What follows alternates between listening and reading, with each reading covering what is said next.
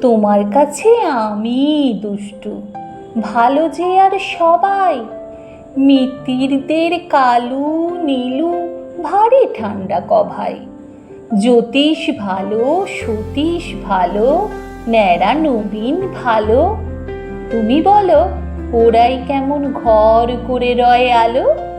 মাখন বাবুর দুটি ছেলে, দুষ্টু তো নয় কেউ।